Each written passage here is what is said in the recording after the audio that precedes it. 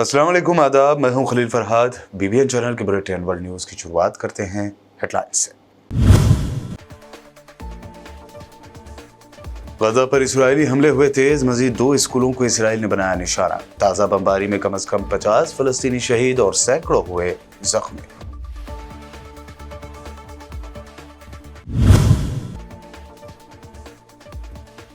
गजा में मौजूद हमास की सुरंगों को समंदरी पानी और बारूद से भरने का इसराइल का मंसूबा। अब भी कई इसराइली यरगमालियों के इन्हीं टनल्स में मौजूद होने का अंदेशा।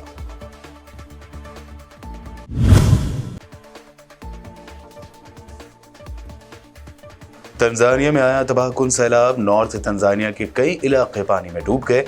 अब तक 47 अफराद के मारे जाने की खबर।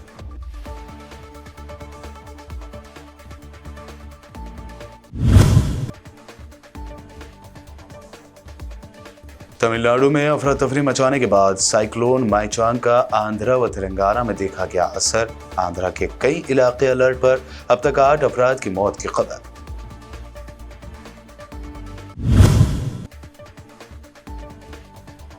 राजस्थान में इलेक्शन जीतने के 2 ही दिन बाद सड़कों पर मुसलमानों की दुकानें बंद करने निकले बीजेपी एमएलए मुकुंदाचार्य।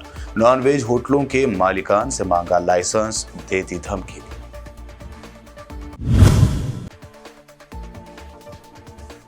और डॉक्टर कफील खान मुश्किलों में फिर घिर सकते हैं। योगी सरकार के खिलाफ साजिश रचने और मुबैना किताब से दंगा भड़काने का इल्जाम लगाकर डॉक्टर कफील खान के खिलाफ दर्ज की गई एफआईआर। ये थे हेडलाइंस। बढ़ते हैं खबरों की तफसील की जानिब। नॉर्थ गजा में इजरायली फौज की 2 स्कूलों पर बमबारी के बाद 50 फलस्तीनी शहीद और सैकड़ों जख्मी हो गए हैं। बैनुल-अक़वामी खबर-रसां इदारे के मुताबिक इसराइल ने दर्जनों टैंक, बख्तरबंद गाड़ियां और बुलडोजर खान यूनुस पहुंचा दिए, जबकि हमास के खिलाफ कार्रवाई के नाम पर जमीनी जंग का दायरा साउथ गजा तक बढ़ा दिया गया है।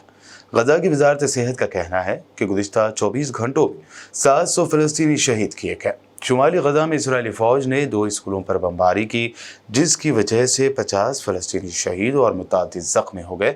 स्कूलों में सैकड़ों बेघर फलस्तीनियों ने पनाह ली हुई थी। इसराइल ने मेन फाइबर रूट्स काट दिए हैं, जिसकी वजह से गजा में लैंडलाइन, मोबाइल और इंटरनेट सर्विस एक बार फिर सस्पेंड हो गई है, जबकि इसराइली फौज ने हमास के 200 से ज़ायद ठिकानों को निशाना बनाने का भी दावा किया है।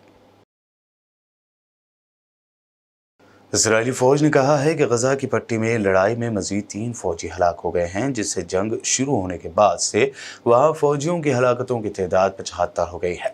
फौज ने बताया कि तीनों इतवार को शुमाली गजा में हलाक हुए इन हलाकतों से 7 अक्टूबर से अब तक हलाक शुदा इसराइली दिफाई एहलकारों की कुल तादाद 401 हो गई। उनमें वो लोग जो अज़-खुद हमास के हमलों में हलाक हुए और सिपाही, रिजर्विस्ट, कबूत्स, सिक्योरिटी एहलकार और दीगर इसमें शामिल थे। दूसरी जानिब हमास की अल-क़स्साम ब्रिगेड ने फिर एक मरतबा दावा किया है कि उसने करीब 28 इसराइली टैंकों को धमाके से उड़ा दिया है। अल-क़स्साम ब्रिगेड्स ने टैंकों को तबाह करने की वीडियोस भी जारी किए हैं। उधर इसराइली हुकूमत ने गजा पट्टी के मरकज़ में फ़लस्तीनी सुप्रीम कोर्ट की इमारत को धमाके से उड़ा दिया है। फारस न्यूज़ के मुताबिक 4 दिसंबर पीर के रोज़ सियोनी फौजियों ने गजा पट्टी के वस्त में फ़लस्तीनी सुप्रीम कोर्ट की इमारत, जिसे पैलेस ऑफ जस्टिस कहा जाता है, उसको धमाके से उड़ा दिया। फ़लस्तीनी मीडिया के मुताबिक गजा पट्टी के ऐन दरमियान वाक़ शहर अल-ज़हरा में फ़लस्तीनी सुप्रीम कोर्ट की इमारत को आर्जी फौजी बैरकों में तब्दील करने के बाद सियोनी अफवाज ने आज इसे मुकम्मल तौर पर धमाके से उड़ा दिया। फ़लस्तीनी मीडिया और सोशल नेटवर्क्स ने गजा शहर के जुनूब में वाक़े अल-अतल महल के धमाके के लम्हे का वीडियो भी जारी किया है। पिछले 2 महीनों से गजा के शहरियों पर क़यामत ढाने वाले इसराइल ने गजा में हमास के ज़ेर ज़मीन सुरंगों को समंदरी पानी से भरने का मंसूबा बनाया है। बरतानवी खबर-रसां इदारे रॉयटर्स ने अमेरिकी अखबार वॉल स्ट्रीट जर्नल की रिपोर्ट का हवाला देते हुए कहा कि इसराइल गजा में हमास के ज़ेर ज़मीन सुरंगों के नेटवर्क को समंदरी पानी से भरने की मंसूबाबंदी कर रहा है, जिसके लिए इंतजामात मुकम्मल कर लिए गए हैं। रिपोर्ट के मुताबिक इसराइल ने नवंबर के दरमियान तक अल-शाती कैंप के नॉर्थ में 5 बड़े पाइप बिछाने का काम मुकम्मल कर लिया था, जिनके जरिए फी घंटा हजारों क्यूबिक मीटर समंदरी पानी सुरंगों में बहाया जाएगा। ताहम इस रिपोर्ट में ये वाज़ेह नहीं किया गया कि क्या इसराइल यरगमालियों की रिहाई से पहले इस मंसूबे पर अमल दरामद करेगा। लेबनान के साउथ बॉर्डर पर इसराइली फौज और हिजबुल्लाह के दरमियान बाहमी झड़पें तेज हो गई हैं। जब से हमास ने 7 अक्टूबर को इसराइल पर हमला किया तो उसके बाद लेबनान इसराइली सरहद पर भी कशीदगी की लपेट में ये इलाका आ गया था। पीर के रोज़ इसराइली फ़ौज ने ऐलान किया कि उसने लेबनान में हिजबुल्लाह के हथियारों के ज़ख़ीरा करने वाली एक तंसीब को निशाना बनाया। इससे पहले हिजबुल्लाह के जंगजुओं ने अरब अल आरामशा के मकाम पर इसराइली फ़ौज की चौकियों पर मार्टर गोले दागे थे। फिलहाल इसराइली हमले में किसी जानी नुकसान की कोई इत्तला सामने नहीं आई है। तुर्की के सदर रजब तैयब एर्दोगान ने इसराइल हमास जंग में सलामती कौंसिल के अरकान को तनकीद का निशाना बनाते हुए कहा है कि सलामती कौंसिल के अरकान ने अक़वाम मुत्तहिदा सेक्रेटरी जनरल एंटोनियो गुटेरेस की मुख़ल्लिसाना कोशिशों को बर्बाद किया है। उन्होंने ये भी कहा कि इजरायली वज़ीर-ए-आज़म बेंयामिन नेतन्याहू पर बिलाखिर गजा की पट्टी में इसराइल की जारी जारहियत पर जंगी मुजरिम के तौर पर मुकदमा चलाया जाएगा। इस्तांबुल में इस्लामी ताउन की तंजीम OIC की कमेटी के इजलास से खिताब में एर्दोगान ने कहा कि इसराइल की हिमायत करने वाली जो मगरबी अक़वाम उसे यानी इसराइल को नन्हे बच्चों को मारने के लिए गैर मशरूत हिमायत दे रही हैं, उस संगीन जराइम में वो बराबर की शरीक है। तंजानिया पर तबाहकुन सैलाब ने क़यामत ढा दी है। मुख्तलिफ हादसात में 47 अफराद हलाक और 80 से ज़ायद ज़ख्मी हो गए। गैर मुल्की मीडिया रिपोर्ट्स के मुताबिक नॉर्थ तंजानिया में शदीद बारिश और सैलाब की वजह से लैंड स्लाइडिंग के नतीजे में कम अज़ कम 47 अफराद हलाक और दर्जनों ज़ख्मी हो गए हैं। हलाकतों में इजाफे का ख़दशा है। ज़िला कमिश्नर ने मीडिया को बताया कि हफ्ते के रोज़ दारुल हुकूमत डोडोमा से तकरीबन 300 किलोमीटर शुमाल में वाक़ कस्बे काटिश में शदीद बारिश ने उथल पुथल मचा दी है। शुमाली तंजानिया यानी नॉर्थ तंजानिया के इलाके मानियारा में शदीद बारिशों से निज़ाम ज़िंदगी दरहम बरहम हो गया है।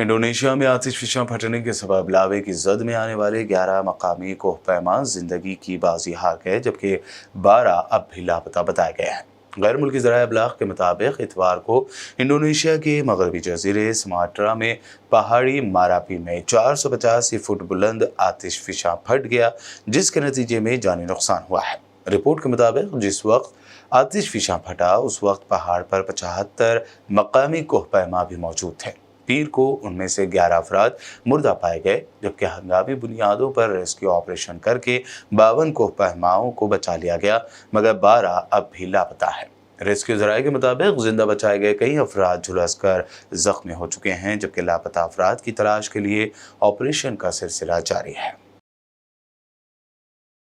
सऊदी गोल्ड मार्केट में सोने की कीमतों में कमी, जबकि मुत्तहिदा अरब अमारात में 55 दिरहम फी 10 ग्राम के रिकॉर्ड कमी सामने आई है। रिपोर्ट के मुताबिक दुबई गोल्ड मार्केट में 4 दिसंबर को 24 कैरेट सोने की फी ग्राम कीमत 5.50 दिरहम की गैर मामूली कमी से तारीख की बुलंद तरीन सतह 251 दिरहम से 245 दिरहम पर आ गई है, जिसके बाद ये कीमतें तारीख की बुलंद तरीन सतह से कम होकर नीचे आ गई।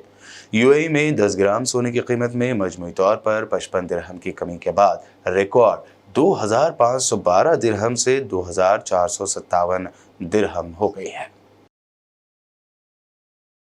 बुलेटिन में खबरों का सिलसिला लगातार यूं ही जारी रहेगा। फिलहाल रुकते हैं एक छोटे से ब्रेक के लिए।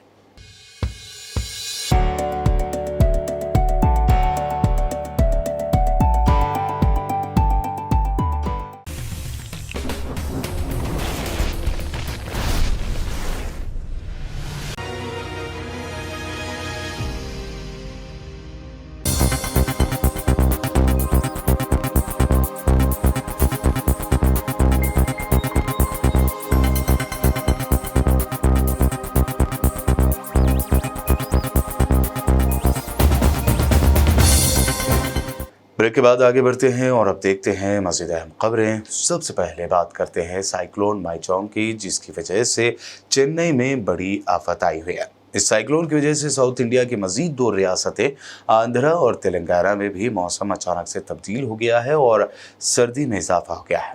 इससे कबल आज सुबह तमिलनाडु के 10 डिस्ट्रिक्ट्स में दरमियानी और हल्की बारिश हुई है। चेन्नई, तिरुल्लूर में हल्की आंधी और बिजली गिरने के साथ साथ दरमियानी बारिश होने का इम्कान जाहिर किया गया है। अभी तक साइक्लोन माइचोंग की वजह से 8 अफराद के मारे जाने की खबर है। आंध्र प्रदेश और तमिलनाडु में हाई अलर्ट जारी किया गया है। चेन्नई में माइचोंग तूफान के बाद एयरपोर्ट पर पानी भर गया था, ताहम आज एयरपोर्ट को दोबारा खोल दिया गया। उधर आंध्र प्रदेश भी हाई अलर्ट पर है। ये तूफान आंध्र की तरफ रुख कर गया है, जिसकी वजह से नेल्लोर और मछलीपट्टनम के दरमियान 90 से 100 किलोमीटर फी घंटे की रफ्तार से हवा चलने की इत्तलात सामने आई है। वहीं इस तूफान का असर आंध्रा के साथ साथ तेलंगाना में भी दिखाई दिया, जहां आज सुबह से ही बादल घिराए हैं। सर्दी में यानी ठंड में इजाफा हुआ है, बल्कि हल्की बारिश सुबह से ही जारी है। वहीं दरमियानी सतह की बारिश भी तेलंगाना के कई इलाकों में दर्ज की गई है।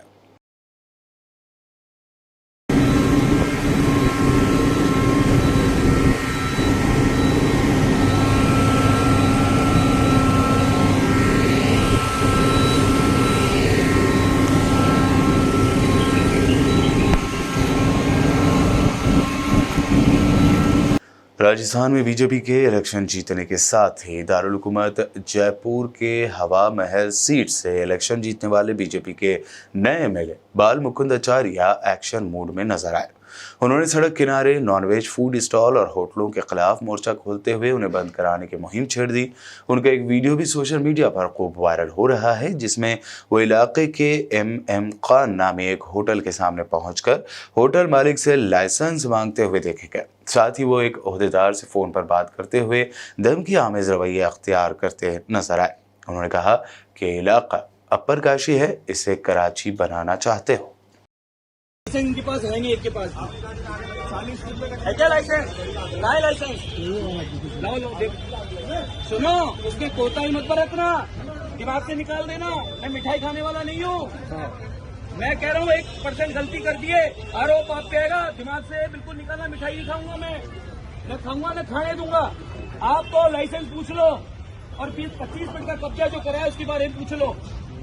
40 का 40 फुट का 40 फुट का कब्जा। एक के पास भी लाइसेंस नहीं है, एक के पास भी।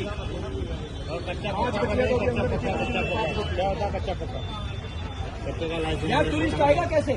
टूरिस्ट आएगा कैसे? यहाँ गंद मचा रखी है। कराची बनाना चाहते हो? ये अपरा काशी है। गौ माता का मांस बेच रहे हैं। गौ माता का कहाँ? गौ माता का गाय को सफेदा बोलते हैं महाराज। गाय को सफेदा अब हम लोग समझते नहीं है। तेरा नहीं है ये दुकान, पीछे का तेरा ही है। क्या करता है यहाँ? खाले फिर आगे मत दिखाना, आगे बिल्कुल मत दिखाना। बाबा बवाल है।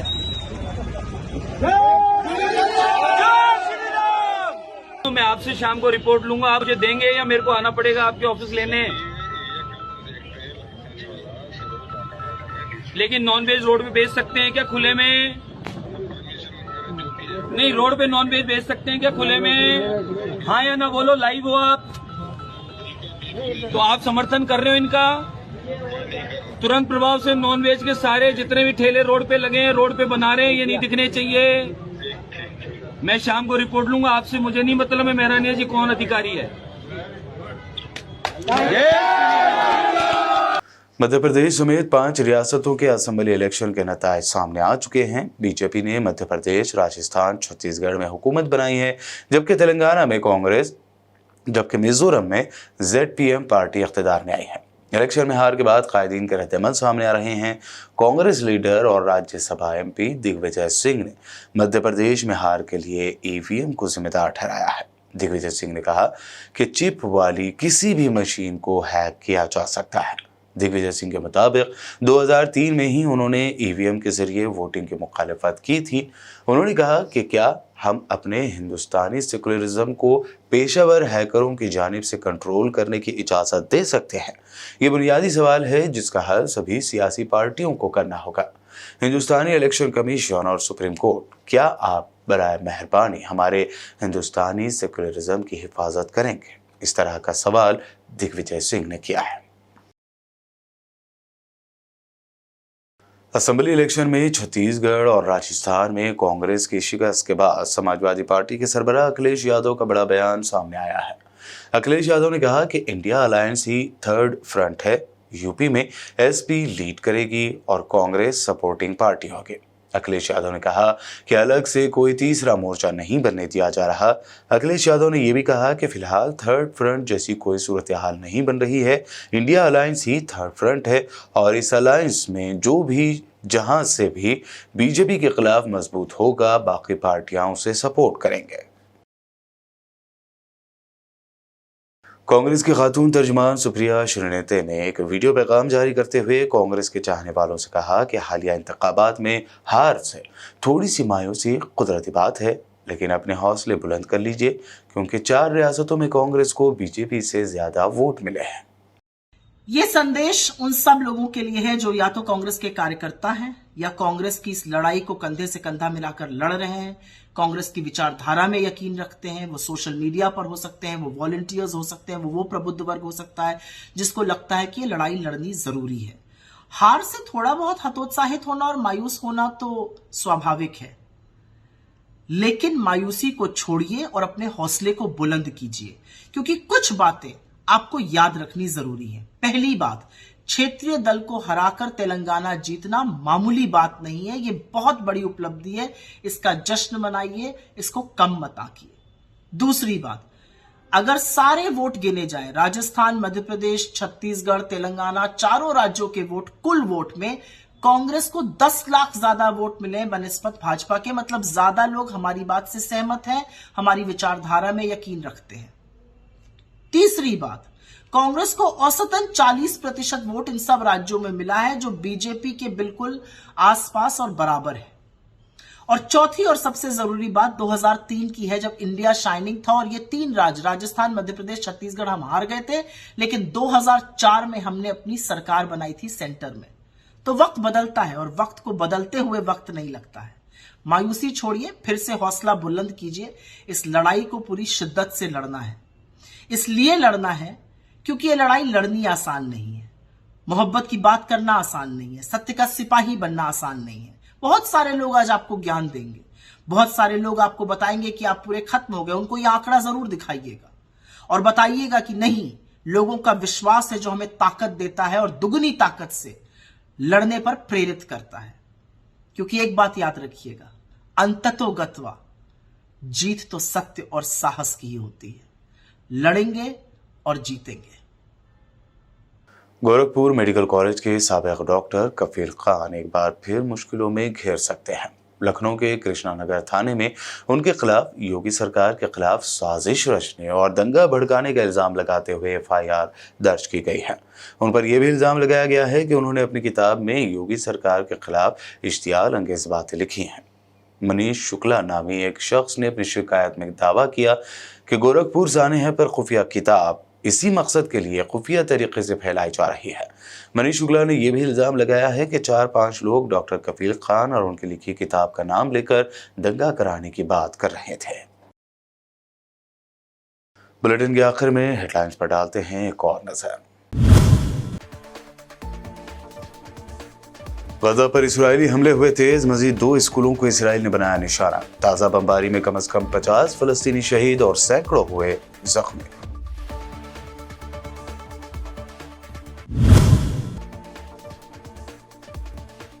गजा में मौजूद हमास की सुरंगों को समंदरी पानी और बारूद से भरने का इसराइल का मंसूबा। अब भी कई इसराइली यरगमालियों के इन्हीं टनल्स में मौजूद होने का अंदेशा।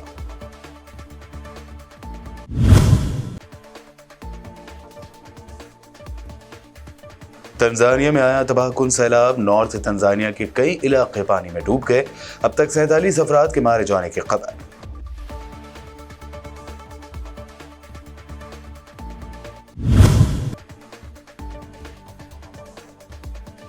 तमिलनाडु में अफरा तफरी मचाने के बाद साइक्लोन माइचांग का आंध्रा व तेलंगाना में देखा गया असर। आंध्रा के कई इलाके अलर्ट पर, अब तक 8 अफराद की मौत की खबर।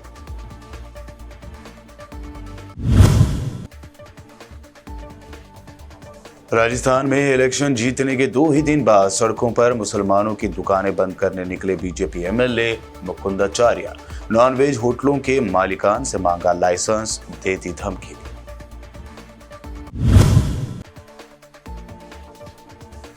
और डॉक्टर कफील खान मुश्किलों में फिर घिर सकते हैं। योगी सरकार के खिलाफ साजिश रचने और मुबैना किताब से दंगा भड़काने का इल्जाम लगाकर डॉक्टर कफील खान के खिलाफ दर्ज की गई एफआईआर। वर्ल्ड न्यूज में ये थी अब तक की अहम नेशनल व इंटरनेशनल न्यूज। मजीद ताज़ा तरीन अपडेट्स के लिए देखते रहिए बीबीएन चैनल। बीबीएन चैनल के व्यूअर्स के लिए एक अहम इत्तला।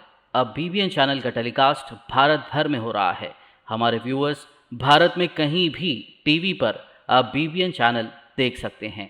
स्क्रीन पर बीबीएन चैनल की टेलीकास्ट डिटेल्स दस्तयाब हैं। इसके अलावा भारत भर में किसी भी एरिया में अगर आप बीबीएन चैनल देखना चाहते हैं तो आप अपने केबल ऑपरेटर को इसके लिए कह सकते हैं। आपकी डिमांड पर वो ज़रूर बीबीएन चैनल टेलीकास्ट करेंगे, क्योंकि बीबीएन एक फ्री टू एयर चैनल है। इसके लिए आपको सिर्फ हमारे दिए गए नंबर पर केबल ऑपरेटर से कॉल या व्हाट्सएप पर मैसेज करवाना है। हम आपके केबल ऑपरेटर तक बीबीएन चैनल पहुंचा देंगे, जिससे वो आपके एरिया में टेलीकास्ट कर सकते हैं। इसके लिए चैनल की हमारी पूरी टीम लगातार काम कर रही है ताकि आप तक बीबीएन चैनल को पहुंचाया जाए। इसके अलावा बीबीएन चैनल को भारत भर में रिपोर्टर्स की ज़रूरत है। अगर आप सहाफ़ी हैं और बीबीएन चैनल से जुड़ना चाहते हैं तो आप भी दिए गए नंबर पर रब्त कर सकते हैं।